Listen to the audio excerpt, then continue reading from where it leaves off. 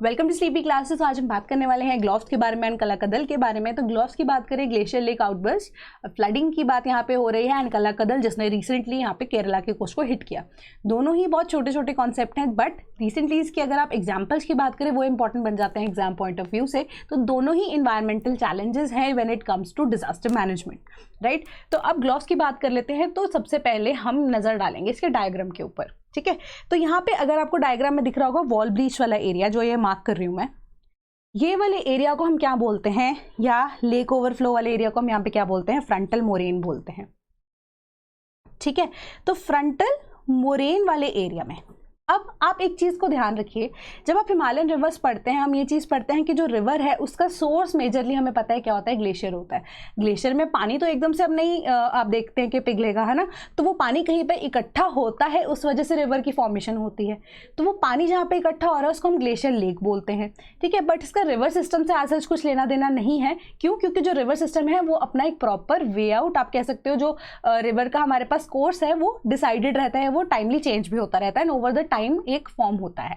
वेराज जब हम glacier lakes की बात करते हैं तो ये ऐसी जगह पे पानी डिपॉजिट होता है जो कि बहुत ही सेंसिटिव एरिया होता है, जहां पे आप देखेंगे कि बहुत हाइट पे पानी यहाँ पे डिपॉजिट हो रहा है, बट उस पानी को निकलने की जगह कहीं पे नहीं है। बट इन केस अगर वो पानी निकलता है तो वो इतनी तबाही यहाँ पे मचाएगा कि वो एक तरह से फ्लड ही कॉज करेगा। क्यों? क्योंकि कोई कोर्स हमारे पास प्रॉपर नहीं है, ठीक है। तो जहां पे ये पानी अब जमा होता है ग्लेशियर्स का, that is on loose soil basically. तो एक बहुत ज़्यादा डेंजर यहाँ पे डेंजरस सिचुएशन आप कह सकते हो प्रिवेल करती है, ठीक है। सो अगर यहाँ पे अगर आप एग्जाम्पल के तौर पे इस डायग्राम को ही देखते हैं तो सपोज कीजिए ग्लेशियर लेक है ना, ये this is a glacier and glacier lake जो है वो फॉर्म हो गई है। तो अब जो मोरेन वाला एरिया है, फ्रंटल मोरेन वाला एरिया है, या तो वो एरिया अगर टूट जाए, उसमें क्रैक्स आ जाए, ठीक है, तो पानी तो एकदम से निकलेगा, है ना। तो सडनली पानी की वजह से फ्लड्स आएंगे। आफ्टर दैट अगर वो नहीं होता है, फ्रंटल मोरेन नहीं टूटता है, तो इन दैट केस अगर एवलांच आ जाता है या लैंडस्लाइड हो जाता है, जो कि बहुत ही ज़्यादा अनप्रेडिक्टेबल हो जाता है in case of the Himalayas, है ना। तो उसको प्रेडिक्ट करना भी बहुत ज़्यादा मुश्किल है कि कौन से एरिया को इम्पैक्ट करेगा, वो भी प्रेडिक्ट करना बहुत ज़्यादा डिफिकल्ट है। तो उस सभी, या आप कह सकते हो अपर एरिया का पानी, डेब्री, एवरीथिंग अगर वो आकर गिर जाता है इस ग्लेशियर लेक के अंदर, तो हमें पता है कि डिस्प्लेसमेंट के तौर पे वो पानी जो है उसका लेवल राइज होगा। तो हो सकता है वो ब्रीच का एक कारण बने। ये वॉल भी ब्रीच हो सकती है क्योंकि प्रेशर भी पड़ेगा उस एरिया के ऊपर, क्योंकि वो ऑलरेडी बहुत ज़्यादा लूज सॉइल के ऊपर है ना। तो इस वजह से क्या हो सकता है, हमारे पास फ्लडिंग हो सकती है ऑफ द ग्लेशियर लेक्स। तो यही कॉन्सेप्ट है हमारे पास ग्लोव्स का। तो अब आपको कुछ टर्म्स जो है इसके लिए ध्यान में रखनी है ग्लोव्स को लेकर। पहले तो इसकी अब full form, that is glacier lake outburst floods, and ये एक डिजास्टर इवेंट माना जाता है। क्यों? क्योंकि एक अब्रप्ट डिस्चार्ज ऑफ वाटर होता है एंड ये वाटर का डिस्चार्ज होता है ग्लेशियर लेक से। ग्लेशियर लेक क्या होती है? लार्ज बॉडीज ऑफ वाटर हैं जो कि ग्लेशियर के किसी भी एरिया में एग्जिस्ट कर सकती हैं। एंड ये जो लेक्स हैं ऑलरेडी अगर आप देखें मोस्टली डैम्ड होती हैं एंड अनस्टेबल आइस या सेडिमेंट के ऊपर बनती हैं, या लूज रॉक या डेब्री के ऊपर बनती हैं। अब पानी कहीं पे भी खड़ा हो सकता है ग्लेशियर का, तो वहां पे ग्लेशियर लेक बन गई, बट वो सेंसिटिव जोन बन जाते हैं। एंड केदारनाथ 2013 का जो हम इवेंट देख रहे हैं, चमोली की बात करते हैं 2021 में जहां पे फ्लैश फ्लड्स हुए थे, एंड सिक्किम में 2023 अक्टूबर रिसेंटली, तो ये सब का सब ग्लेशियर लेक्स की वजह से ही हुआ था and it was a part of glacier lake outburst flood. And when it comes to Uttarakhand, जहां पे हम देखते हैं मोस्टली इंडिया की जितनी भी हिमालयन रिवर्स हैं उनके ग्लेशियर सिचुएटेड है उत्तराखंड के अंदर ही। तो अब उत्तराखंड की गवर्नमेंट जो है वो अब थोड़ी सी सहमी हुई है। क्यों? क्योंकि एनडीएमए ने, जो नेशनल डिजास्टर मैनेजमेंट अथॉरिटी है, उन्होंने कार्व आउट किए हैं कि ऑलमोस्ट इंडिया के अंदर 188 ऐसी ग्लेशियर लेक्स एग्जिस्ट करती हैं, जिनमें से सोलली 13 ही उत्तराखंड के अंदर है, और वो बड़ी बड़ी लेक्स हैं, ठीक है। कुछ नेम्ड है, कुछ अननेम्ड है। तो गवर्नमेंट जो है उसको भी अलर्ट रहना है कि आने वाले मॉनसून टाइम पे, जो कि केटर कर सकता है कि ग्लेशियर लेक आउटबर्स्ट फ्लड हो, है ना, तो उसके लिए अब तैयार रहना है सरकार को, जिस वजह से वो चिंता में है। एंड एनडीएमए ने ये 13 में से 5 ऐसी लेक्स हैं जो ग्लेशियर लेक्स हैं, उनको कैटेगरी ए के रिस्क में डाला, राइट। यानी कि सबसे सेंसिटिव जोन है वो, ए, बी और सी में तीनों एरियाज में डिवाइड किया गया है इन ग्लेशियर लेक्स को। तो आउट ऑफ 13 5 ऐसी लेक्स हैं जो कि अब कैटेगरी ए में फॉल करती हैं। कौन सी लेक है?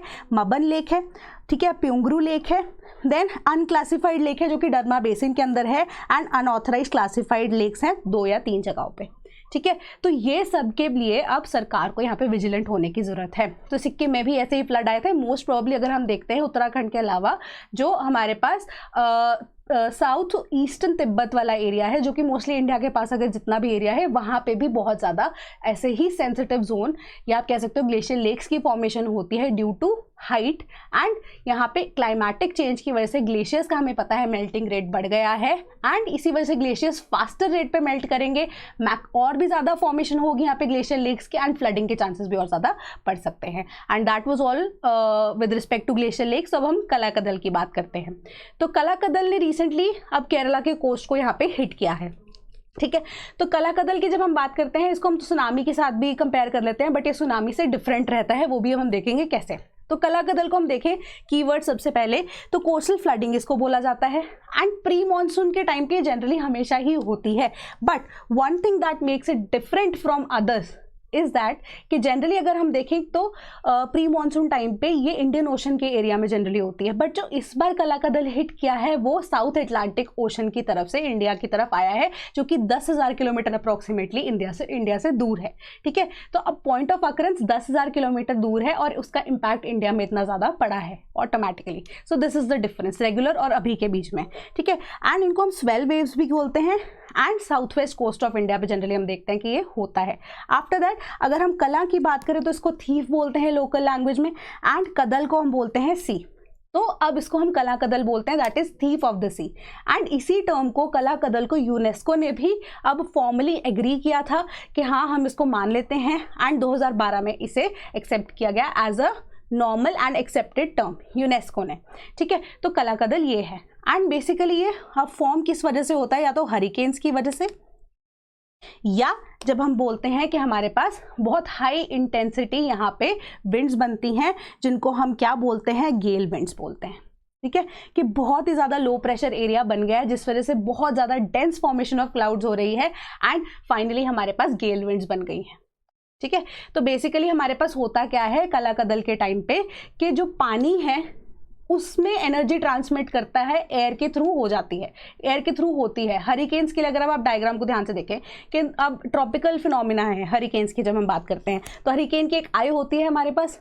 फाइनली अब क्या होता है कि कंडेंसेशन जो है, इवापोरेशन होती है, इवापोरेशन के बाद कंडेंसेशन होती है, कंडेंसेशन से हमारे पास क्या होता है, क्लाउड फॉर्मेशन होती है।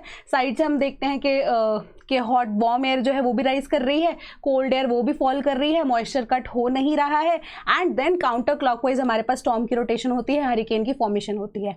अब क्यों, क्योंकि नेचुरली मॉइस्चर जो है सी वाले एरिया में हरिकेन को मिलता ही रहा है और low pressure area timely create हो रहा है, तो इस वजह से क्या होता है बहुत ही ज़्यादा स्ट्रॉन्ग विंड्स, स्ट्रॉन्ग हमारे पास क्लाउड फॉर्मेशन होती है, जिस वजह से अब क्या हरिकेन की फॉर्मेशन हो रही है। तो उस टाइम पे जो विंड्स की फॉर्मेशन हो रही है, अब वो हवा से वही एनर्जी जो है, पावर जो है वो चैनलाइज करते हैं, कहाँ पे, वाटर के अंदर चैनलाइज होती है। गेल विंड्स भी इसी तरीके से ऑलमोस्ट काम करती हैं।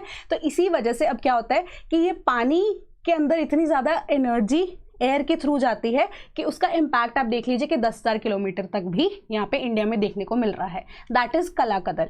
तो बेसिकली इस बार वाला कलाकदल, मैं I am repeating it again, इस बार वाला कलाकदल जो है साउथ अटलांटिक की वजह से उसका इम्पैक्ट आया था, बट जनरली मानसून के टाइम पे हमारे पास हम देखते हैं कि इंडियन ओशन वाले रीजन से ये इम्पैक्ट जनरली आने को दिखने को मिलता है हमें, बट इस टाइम पे यहाँ पे साउथ अटलांटिक ओशन से ये इम्पैक्ट देखने को मिला था, ठीक है। दैट इज़ रिटन है, ठीक है, कि बहुत ज़्यादा हाई यहाँ पे वेव्स यहाँ पे फॉर्म होती हैं, एंड इस वजह से जो स्टॉर्म्स हैं वो बहुत ज़्यादा स्ट्रॉन्ग हो जाते हैं। That is कलाकदल।